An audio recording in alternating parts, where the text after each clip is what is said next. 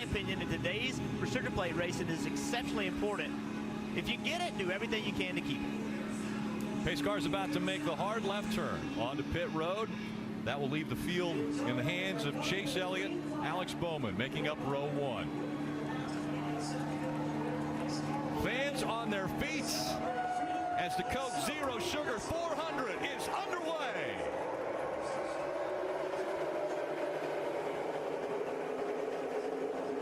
Interesting restart, not a real tight restart. Of course, the car's going to bunch up and start to draft a little bit as they get more speed. Chase Elliott got out to that lead pretty easy.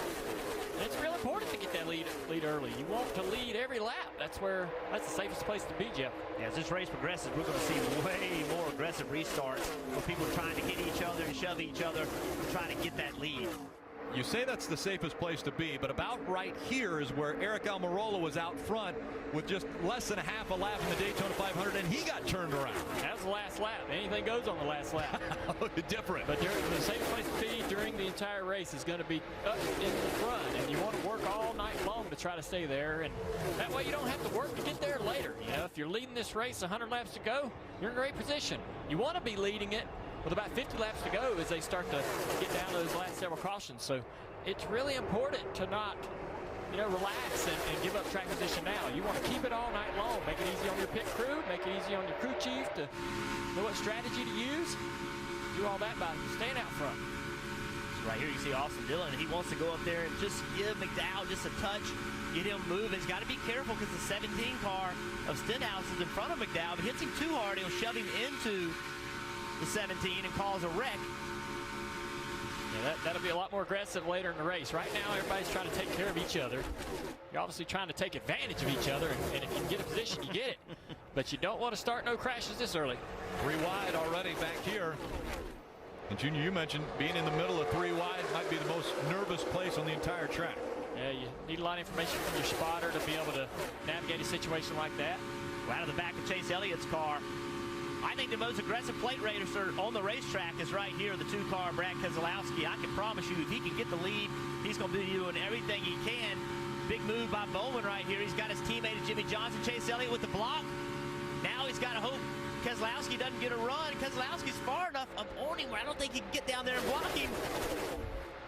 He committed to that top and thought that even if Keselowski did get to the inside, he's got 2 teammates behind him, so he's got good loyalty behind him to be able to reclaim that position. Marty.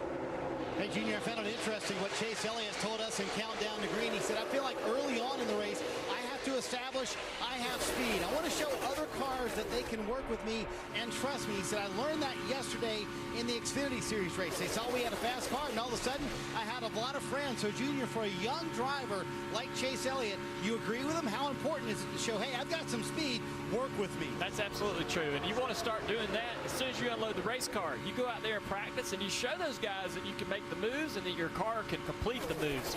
They know by Sunday when this race starts or Saturday night, in this example, that you are a guy that's going to have a fast car and that's going to help them move toward the front, so they're going to be more willing to work with you. Yeah, Chase Elliott, he's trying to drag that line to the outside. Look at what he's doing.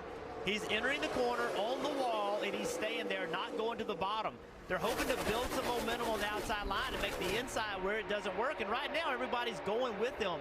As long as they stay single file, it's going to be hard to get that inside line moving again. So Chase Elliott is mashing the gas right now with his right foot. But on Wednesday, when he was jumping into a pool, having some fun for the 4th of July, he sprained his right ankle. How difficult is that for a guy with a sprained right ankle to be mashing the gas right now? Yeah, that's a great question to ask, because he's going to be pushing on that gas pedal all night long and pushing hard.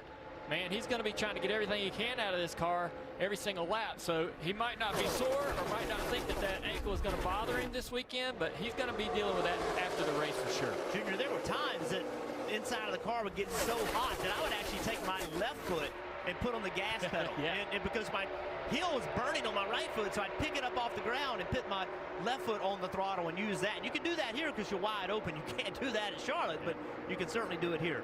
Let's take a look at helmet cam here for Bubba Wallace Jr. and see exactly what he's dealing with here in the outside line. He's trying to move forward. Saw 204 miles an hour there for Bubba. Yep. Back of the pack, it's a lot tougher to sort of navigate. You lift a lot, get big runs on guys, and sometimes you don't have anywhere to go. You kind of boxed in. If he goes 3 wide up the middle, is it too early to do that?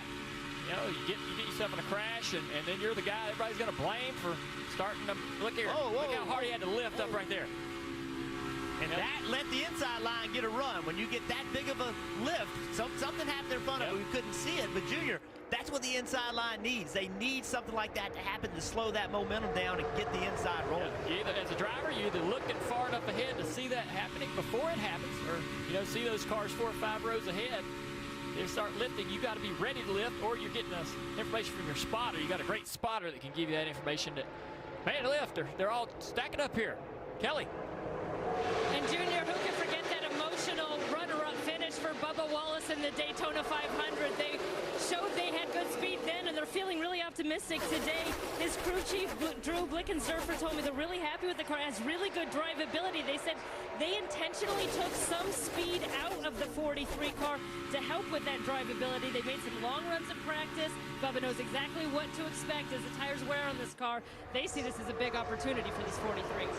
He gained a lot of respect in the Daytona 500 when he had a runner-up finish in the biggest race the sport has to start off the season. That Daytona 500 second place finish. As it's dicing up at the front once again, here comes Ricky Stenhouse Jr.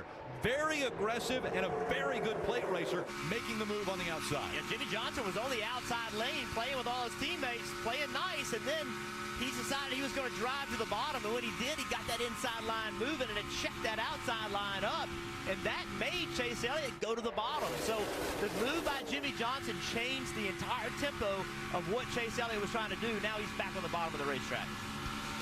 You use the word loyalty. Well, teammates going different ways right now.